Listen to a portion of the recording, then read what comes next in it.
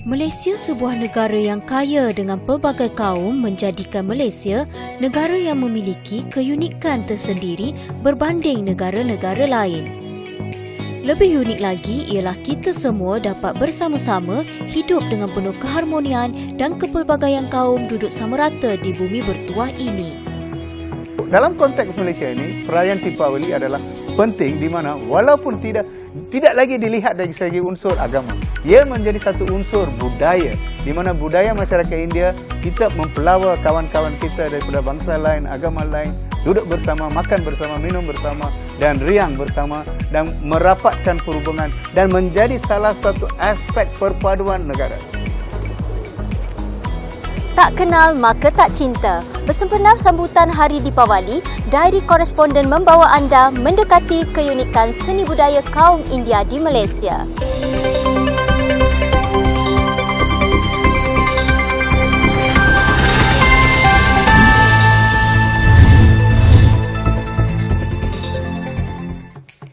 Masyarakat India Malaysia merupakan kaum ketiga terbesar di Malaysia yang mengamalkan agama Hindu. Seperti kaum Melayu, kaum India juga mempunyai etnik yang berlainan terutamanya dari segi bahasa dan budaya seperti Tamil, Telugu, Malayalam dan lain-lain lagi. Di negara kita, etnik India yang terbesar adalah Tamil. Kaum yang salah satu yang paling terkenal adalah kaum masyarakat India Malaysia. So selalunya kita katakan orang India di Malaysia ini adalah dua kategori orang India di Malaysia. Satunya adalah orang India Malaysia di mana mereka lahir dan berwarga negara Malaysia. Dan satu lagi kumpulan yang kita dapat lihat adalah masyarakat India daripada India yang datang selepas kemerdekaan menjadi warga luar yang masih berada di Malaysia. Tiga golongan yang paling penting iaitu masyarakat Tamil yang berasal daripada sekarang dikenali sebagai Tamil Nadu. Dan mereka lah orang Tamil di Malaysia menggunakan bahasa Tamil bertamadun Tamil. Dan kedua pula masyarakat yang daripada Andhra Pradesh yang lebih dikenali sebagai orang Telugu, bertutur dalam bahasa Telugu dan mempunyai budaya Telugu mereka tersendiri. Dan ketiga pula orang Kerala lebih dikenali sebagai orang Malayalam dan mereka mempunyai bahasa Malayalam. Dan satu lagi kumpulan etnik yang paling penting adalah masyarakat Punjabi yang lebih dikenali sebagai Bengali di kalangan masyarakat Melayu. Mereka inilah beragama Sikh dan kita panggil Sikh. Sikh adalah agama mereka, tetapi mereka adalah orang Punjabi yang beragama Sikh yang berasal daripada India Utara. Di negeri itu dikenali sebagai Punjab. Dan dapat juga segolongan masyarakat daripada India Utara dan India Selatan. Kumpulan mereka adalah kumpulan yang paling minoriti daripada Bengal dan juga Karnataka dan sebagainya. Perhubungan di antara masyarakat India dengan masyarakat Tanah Melayu ini adalah sejak abad ke-5 ke-6 sudah bermula. Iaitu adalah pada semasa Raja-Raja Chola, iaitu salah seorang raja yang paling popular. Beliau telah mengadakan perhubungan dengan dari segi semasa beliau nak berlayar ke China, mereka menggunakan Tanah Melayu sebagai tempat untuk berlabuh dan mereka mengadakan beberapa aktiviti-aktiviti berkaitan untuk keperluan mereka. Dan sekarang masyarakat India yang datang sekarang adalah masyarakat India yang telah dibawa masuk oleh pihak penjajah British untuk keperluan mereka untuk meneroka hutan dan membina jalan raya dan landasan kereta api dan juga untuk keperluan-keperluan lain seperti perkhidmatan sivil dan sebagainya. Dari segi ekonominya, semasa mereka telah bawa, British ini mempunyai sistem mereka dikenali sebagai divide and rule, pecah dan perintah. So, semasa mereka membawa masuk, masyarakat Tamil yang mereka pilih adalah masyarakat buruh untuk bekerja di kawasan ladang dan membina jalan raya landasan kereta api.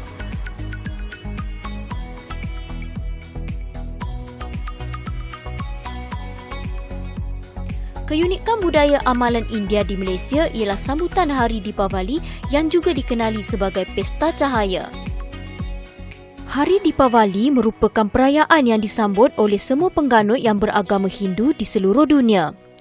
Perkataan Deepawali merupakan gabungan perkataan Deepa yang bererti cahaya dan perkataan Avali yang bererti barisan. Perayaan Deepawali ini disambut pada hari ke-14 bulan Aipasi dalam kalender Tamil.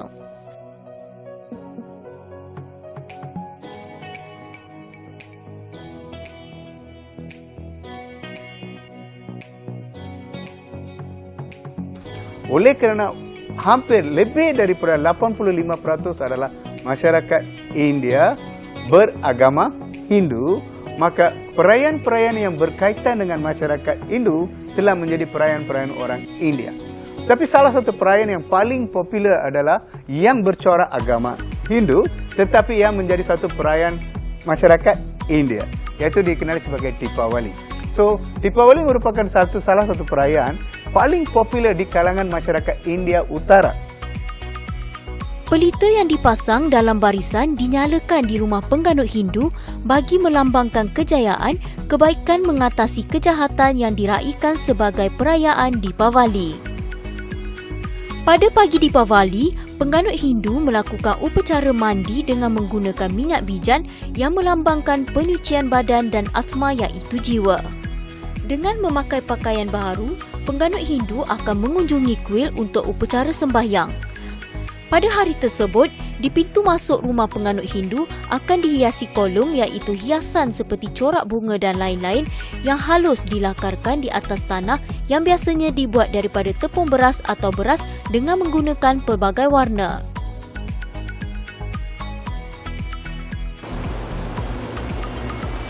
Inilah kolom atau juga dikenali sebagai rangoli dalam kalangan masyarakat India Utara bukan sahaja sekadar hiasan, malah ianya memiliki maksud sosial, kerohanian dan simbolik. Ia merupakan lambang pemberian kasih sayang dan sumber makanan terhadap kehidupan lain seperti semut dan burung. Perayaan Deepavali adalah memang berpunyai hubungan kait dengan agama, di mana menghalang kejahilan dan membawa kemakmuran dan juga membawa kemurnian kepada seorang individu.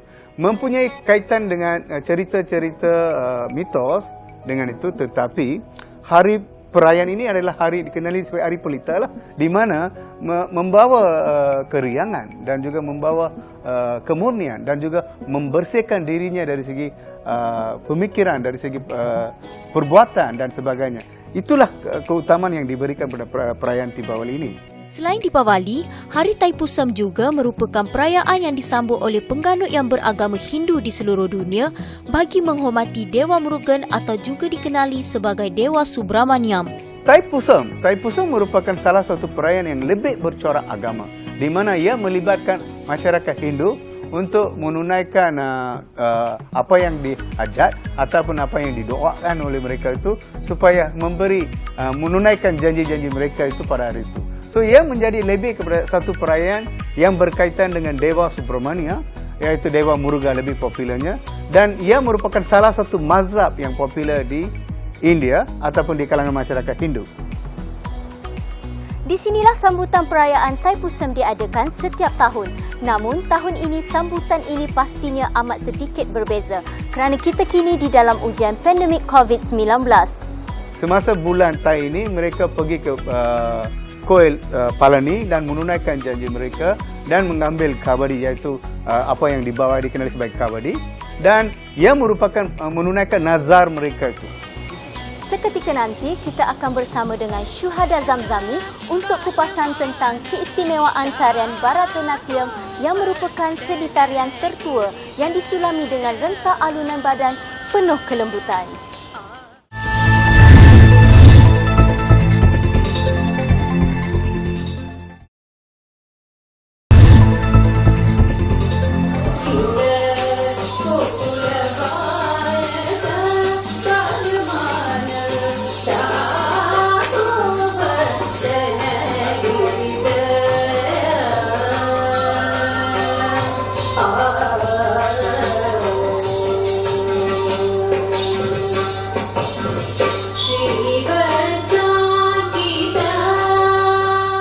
Antara tarian tradisional bagi masyarakat India adalah tarian Bharatanatyam, Odissi, Kathakali, Mohiniyattam dan banyak lagi. Kami memilih untuk berkongsi tentang keistimewaan tarian Bharatanatyam yang merupakan salah satu tarian klasik India paling popular yang berasal daripada wilayah Tamil Nadu di bahagian selatan India. Tarian Bharatam ini adalah dibawa oleh Bharata Muni, yang mempunyai sastra yang berkaitan dengannya. Tetapi tarian ini merupakan satu tarian yang saya katakan keunikan dia adalah dari segi ia merupakan satu tarian awal kepada bahasa sign language. Okey, dan tarian ini adalah bukan saja dari sebagai tarian. Ia mempunyai unsur-unsur spiritualism, unsur-unsur kerohanian, nilai-nilai etika dan juga nilai-nilai kesihatan. Okey, sebagai contohnya orang yang mempraktikkan yoga ataupun orang yang mempraktikkan Bharatanatyam adalah sama. Yoga lebih kepada kaum lelaki suatu ketika dulu, Bharatanatyam lebih kepada kaum wanita. Dan juga seni mempertahankan diri. Okey, Kalaripayat lebih kepada silambam, lebih kepada masyarakat kaum lelaki. Manakala Bharatanatyam menjadi pemilihan masyarakat kaum wanita. Tetapi Bharatanatyam ini adalah sebagai contohnya saya boleh katakan simbol-simbol ataupun jenis corak tarian mereka memang berkaitan dengan muzik dan juga irama dan juga ia memang menceritakan mesej. Tarian-tarian lain tak akan membawa sebarang mesej.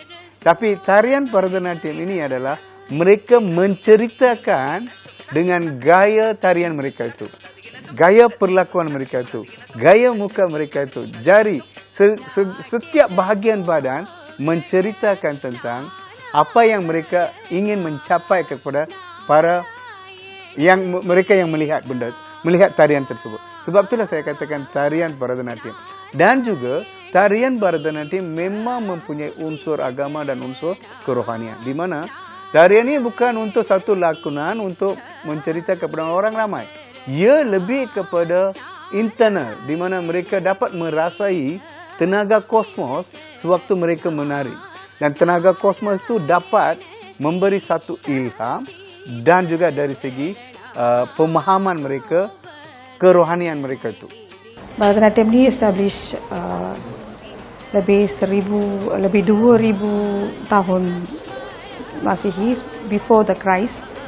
So sebelum ini tarian ini dinamakan sebagai Sadiratam. Sadiratam means tarian ini telah ditarikan hanya di palace di depan Maharaja.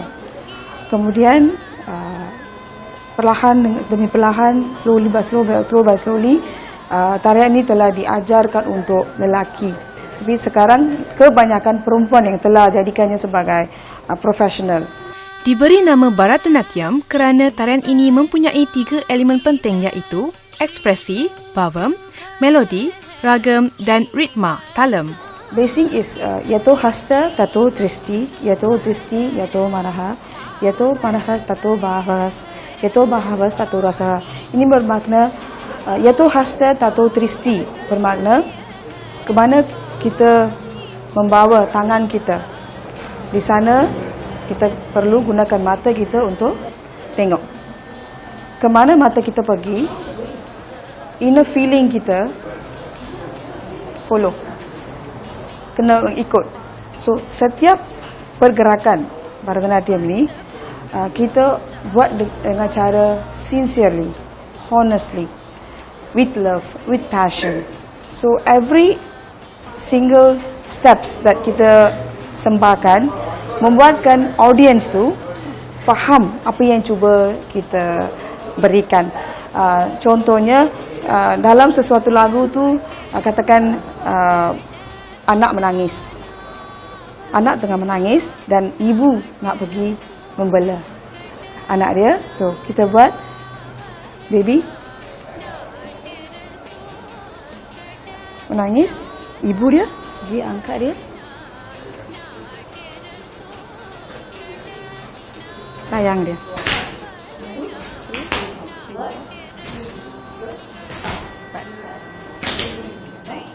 Enam, 7, 8. Okay. Jadi inilah dia pergerakan asas bagi tarian Bharatanatyam. Tarian Bharatanatyam dianggap sebagai seni ibu dari kebanyakan tarian klasik lain di India dan mengilhami banyak bentuk seni seperti patung, lukisan dan pembuatan ikon.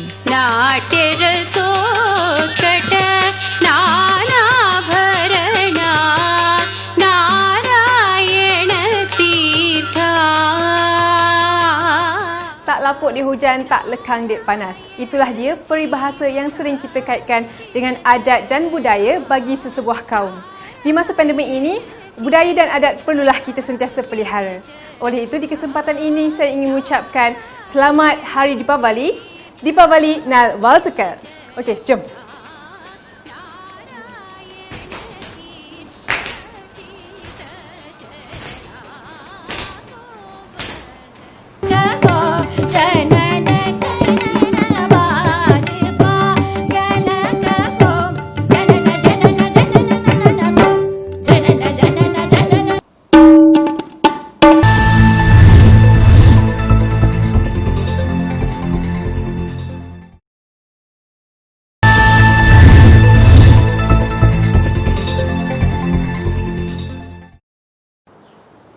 Muzik popular merupakan satu ekspresi budaya yang mencerminkan amalan-amalan dan interaksi harian sesuatu masyarakat. Perkembangan muzik seni klasik sehinggalah ke seni muzik moden menjadi penghubung kaum India dalam meraihkan perpaduan di Malaysia. Kita bersama dengan Karen untuk bingkisan ini.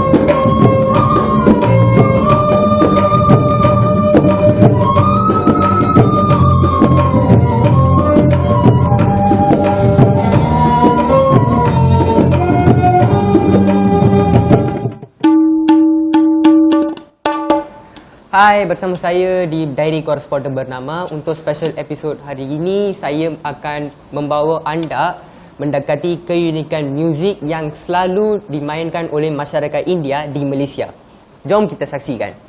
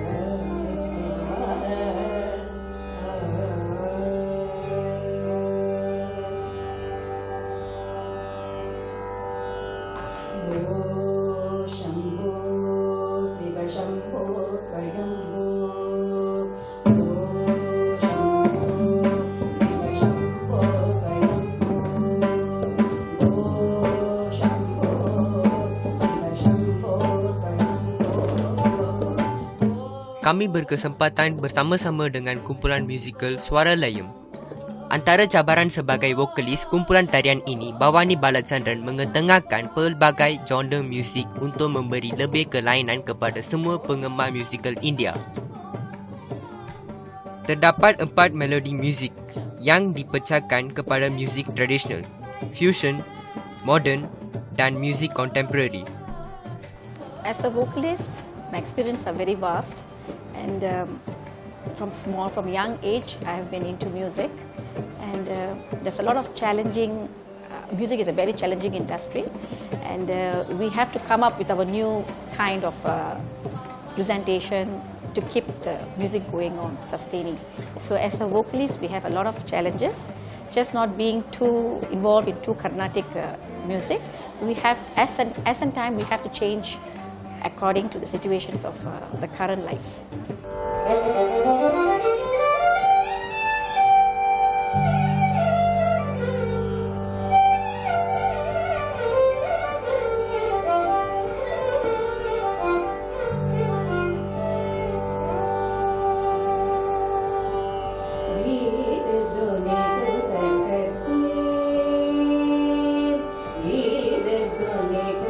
Thank you.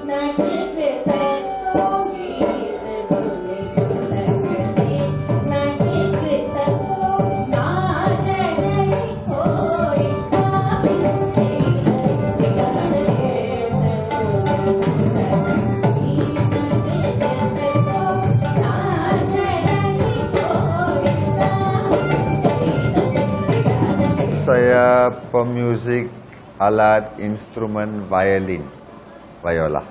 Terlibat dalam bidang dekat ada 25 tahun. Sebenarnya violin ini bukan alat tradisi Indian. Dia bukan alat tradisi Indian klasikal. Dia ni memang violin ni memang violin, viola, fiddle, dan ini semua memang alat instrumen orang putih, orang barat. Lepas tu kita ambil instrumen dia, tapi dia punya abjad yang kita pakai untuk main alat barat ni, alat muzik barat ni adalah abjad-abjad traditional India. So bass guitar will hold the groove for the whole song. So classical music is a very much rhythm and melody based kind of song, based song. So bila kita ada rhythm dengan melody, bass guitar will actually bring groove to it. So sebenarnya the elements of fusion in western tu you tengok bass guitar akan memain peranan yang sangat penting. So apa dia akan pegang music dia sebagai body.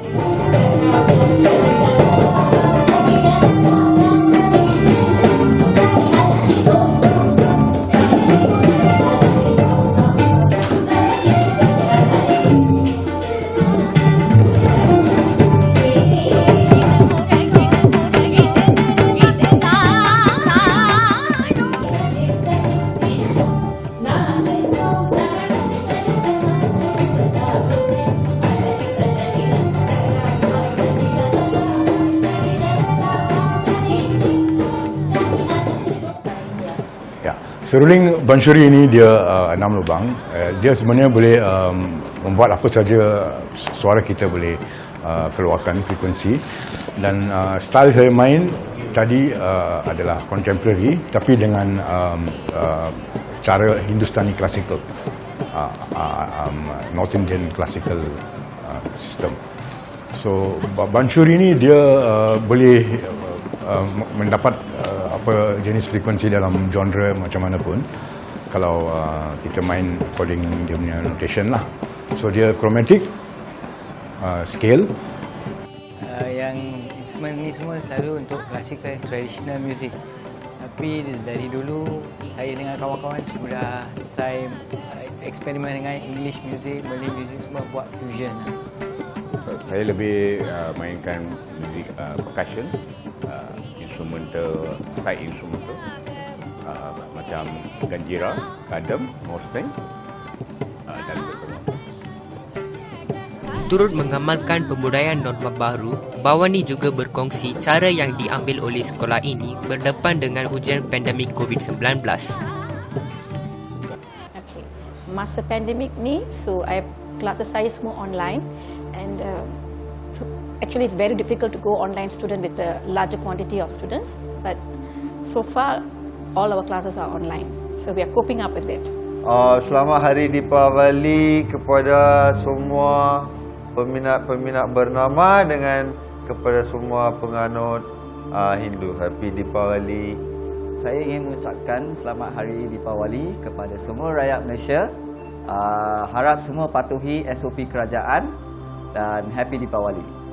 Selamat Hari Deepavali kepada semua rakyat Malaysia dan penganut Hindu yang menyambut Hari Deepavali. Selamat Hari Deepavali. Selamat Hari Deepavali. Wishing all my Indian friends a very warm and happy Deepavali. Thank you. Selamat menyambut Hari Deepavali dari kami semua, kru penerbitan Diary Koresponden bernama. Meraihkan Deepavali dengan penuh kelainan tahun ini di norma baharu, apa yang penting ikatan ukhuwah terus terjalin dan kemeriahan tetap dirasai dalam pematuhan SOP yang ditetapkan. Selamat menyambut Hari Deepavali, Deepavali Nal Veltegel.